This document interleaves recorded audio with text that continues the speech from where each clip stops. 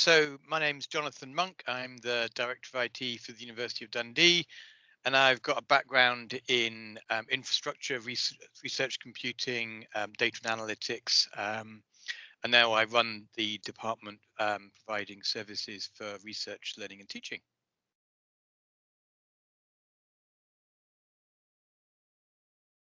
I mean, I think the big change was obviously, everyone's now working from home.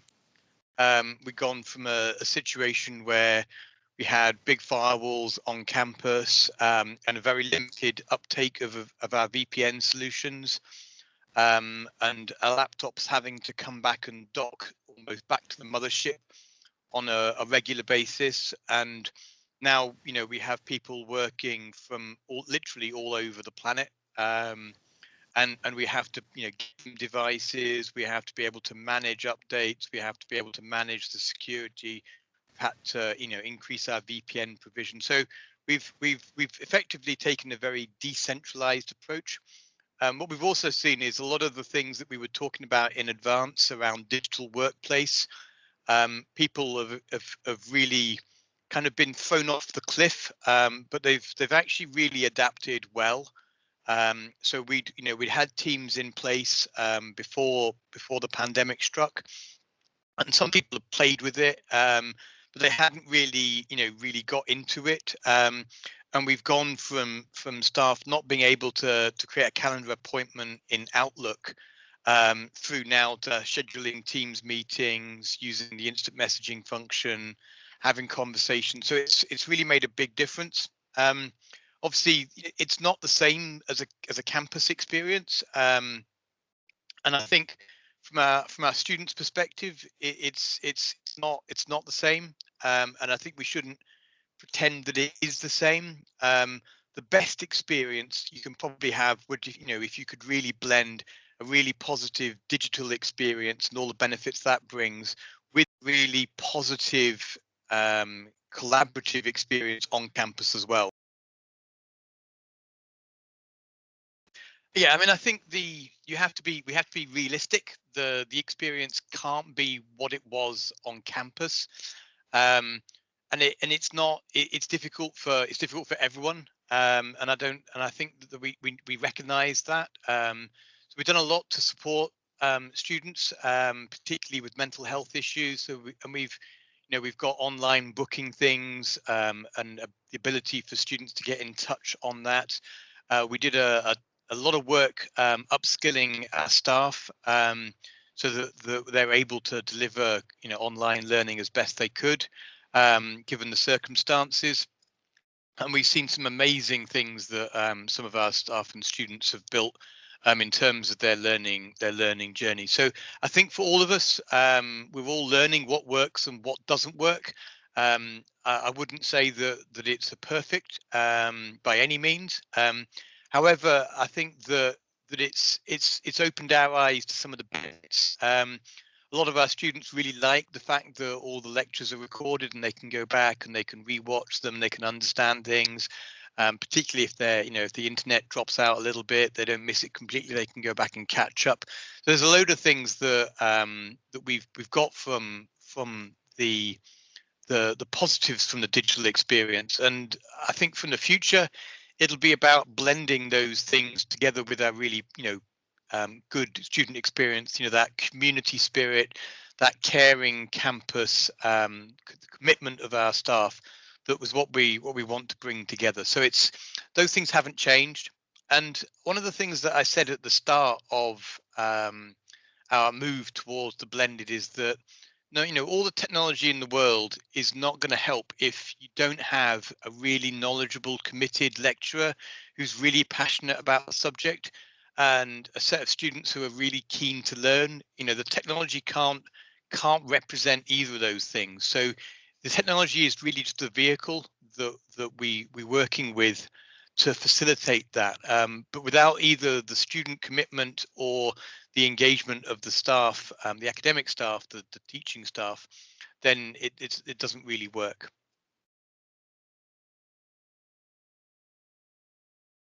I think you can't ever be prepared enough. things that work really well. The agility of the IT team. We had a lot of things that we kind of thought about doing and had plans for, and we were able to accelerate those changes, and that worked really well. In terms of the things that I would do differently or would have done if I could go back 3 years, I think it's more about that upskilling in advance. You know, if we could have done more to prepare our staff and students for a digital future, then I think I would have gone back and had those conversations with people in advance. But you know, you can't do everything.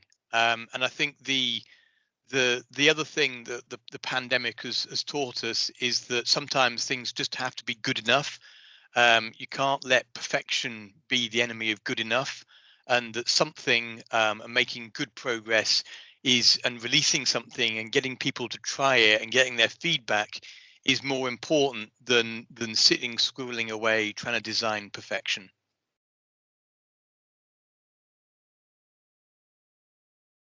So I think the thing that you have to be prepared for is what you call, you know, what we might call anywhere operations.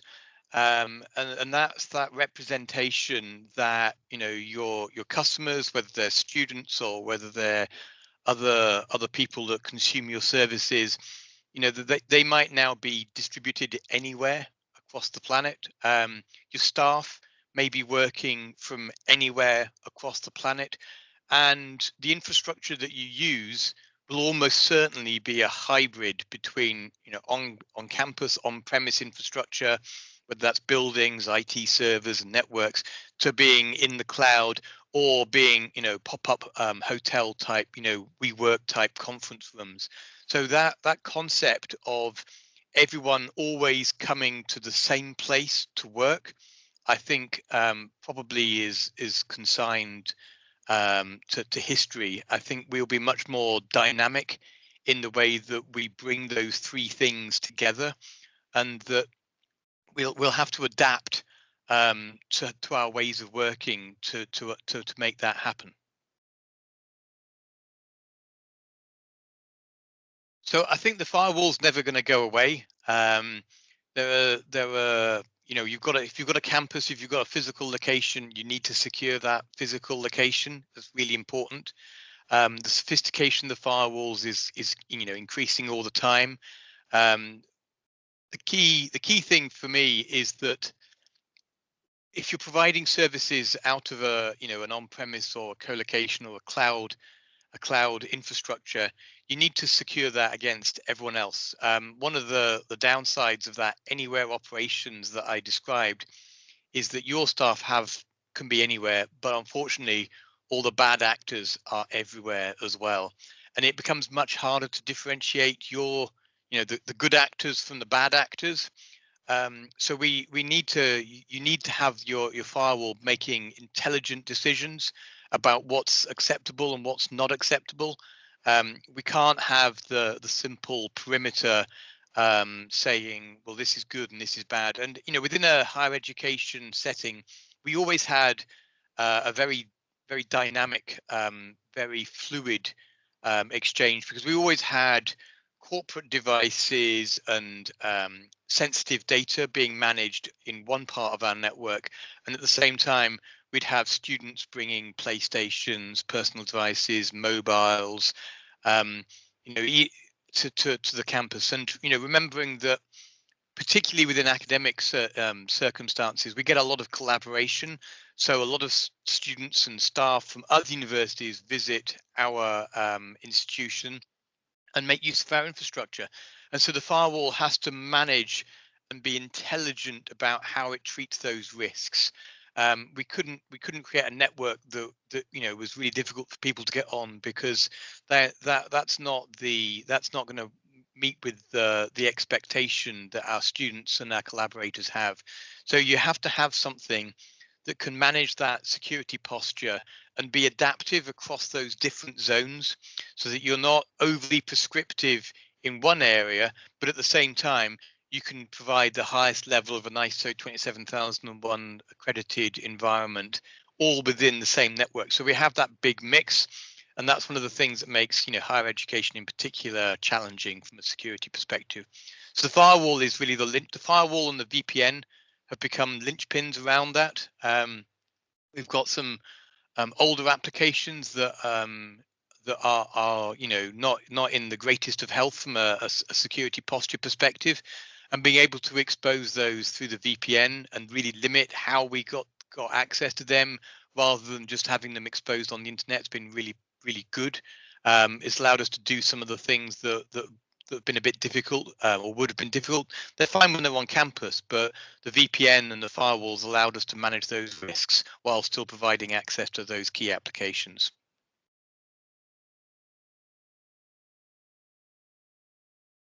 So I think the weakness of the higher education kind of business model is that collaborative, open type atmosphere. We want to encourage students to use our services. We want to encourage potential students to see. We want people to collaborate and build things. And the benefit of this is that we see almost every day in the rapid way that we've been able to develop vaccines and share data around combating the virus. So, that open collaborative atmosphere is the key to to the success of a universities. So we can't lock everything down and make it all secure, because then that collaboration piece wouldn't work. So we have to do it in a way that gives that balance between the two. We are a target because we do research into all sorts of areas, and that makes us a target. We've also got a lot of students who are maybe not, this is the first time where they've been exposed to some of the malware that we see flying about. So they're often targeted by bad actors looking to exploit that. So that's that, getting that balance. One of the key things that we've done, as well as the firewall, made extensive use of multi-factor authentication. Um, we have a really secure way of managing our desktop environment, and it's about using the network and then the firewall to separate those two areas. So as I described, you are going to have, or we do have, areas where the students have very free access. They can bring in their own devices, they can make their own bubbles, they can keep their devices secure from their other people within the residences and things. So we try and create that micro segmentation, and try and block things between the areas so that we don't get, the different postures don't um, overlap, because that's the key thing. And the big areas probably in the future are going to be around early detection and event correlation. It's no longer enough to simply have a firewall and a hard external perimeter. You need to be having defense in depth. You need to be looking at segmentation, and you need to be tracking for changes in analytics and behaviors and events to see if you can't spot something happening in advance, because that's how all these lateral traversal attacks happen. That there'll be an email which is a phishing, and then there's a download, and there's a compromised machine, and then that compromised machine spreads laterally throughout your network, and it's only very right at the end do you find out that you've been compromised. And that bringing that detection much closer to the event and giving you that threat analytics in advance is probably going to move from being a that would be nice to have to that's essential. Everyone who is running infrastructure and providing services will need that.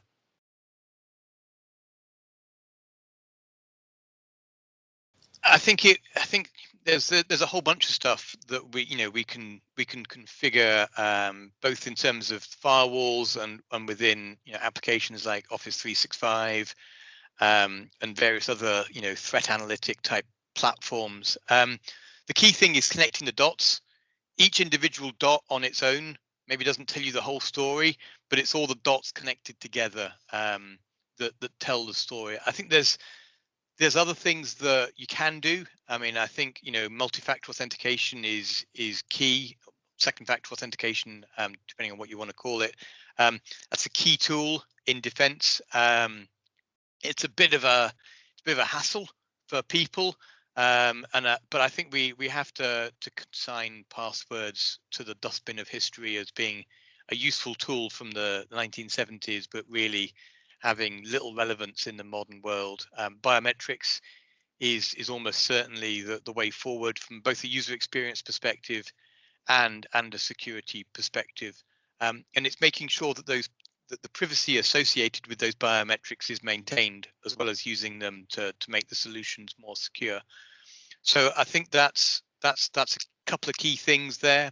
Um, the awareness of what's going on, particularly in the distributed environment, and making sure that when you move to that distributed environment, that you don't stop doing the basics. It took us, a couple of months to get things being patched, because we were used to having laptops coming back onto campus, and then they would receive their updates and it would all be great, and then they could go away again. Obviously, when we were in lockdown, there was that early window of a month or two where we were a bit behind on the updates. So absolutely, you have to be ready for that. And as we have more and more cloud infrastructure, knowing where your data is and being able to bring all of those feeds of data analytics together, I think an events is going to be key.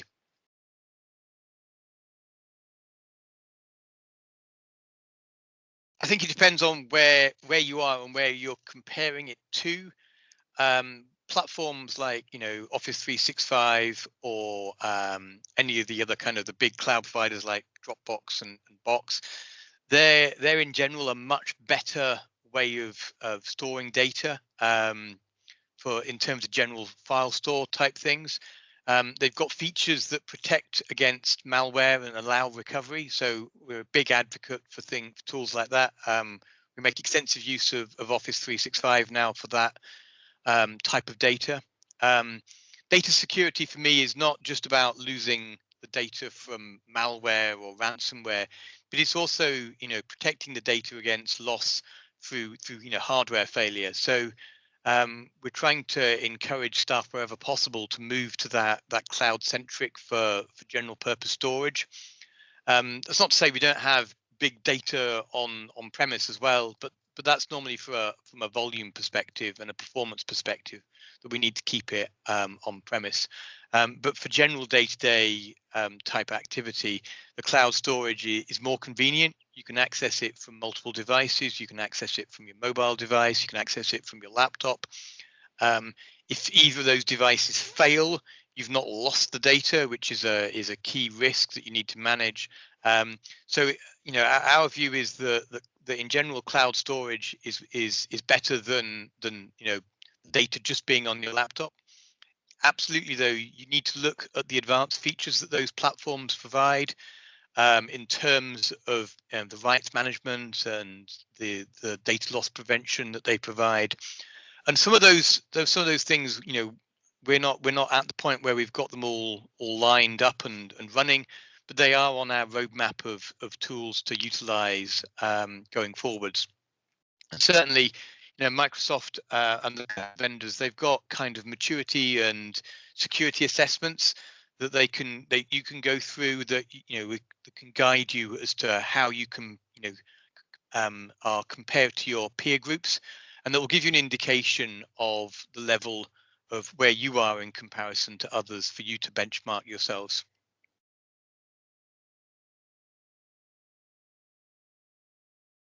Absolutely. I mean, I think we couldn't have done what we've done without teams. It's been a remarkably painless transition. I wouldn't say that everyone's an expert at teams, and we've certainly learned a lot from the things that have worked and the things that haven't worked. And I think probably everyone who uses a Teams environment recognizes the "oh my god, not another Teams" type thing.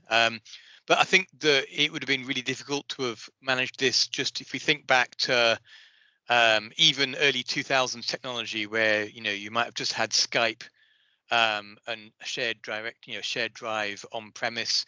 I think that would have been a much harder, pandemic to be productive in. So I think we've made really good use of the Microsoft suite. We committed early to Office 365. So we moved all of our staff and students in, I think in around about 2011, which was quite early, and it was been absolutely the right decision. Being able to leverage SharePoint and Teams and OneDrive to store data.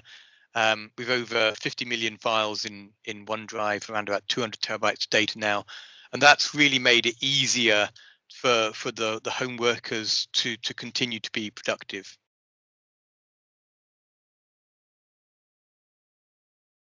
I think the student experience will definitely be digital, as well as on campus. And I think the expectation will be higher about what a digital student experience is.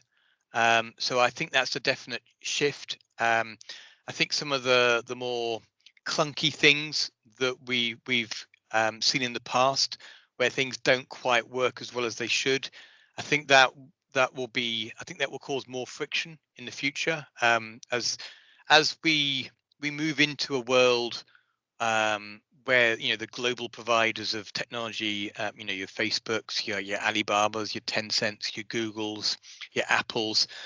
What makes those platforms work is they just work. Microsoft fits into that as well. They just work, um, and they do a really good job of making them seem really intuitive. And some of the systems and platforms that the education providers and other lines of business that operate in don't quite meet that intuitive design from the outset, with the user in mind. And so I think there's going to need to be an investment in digital, from the education sector to maintain um, that that experience that students and staff have come to expect. Um, Predominantly based around mobile, or being able to consume anywhere. I think students will enjoy working together in groups. They will enjoy being able to come together, but I think they'll also enjoy being able to watch a lecture, from their residence, if they don't want to come into the lecture hall. And I think that consumer type centric approach of, well, you consume the course how you want in a way that suits you, is something that we will definitely need to adapt to.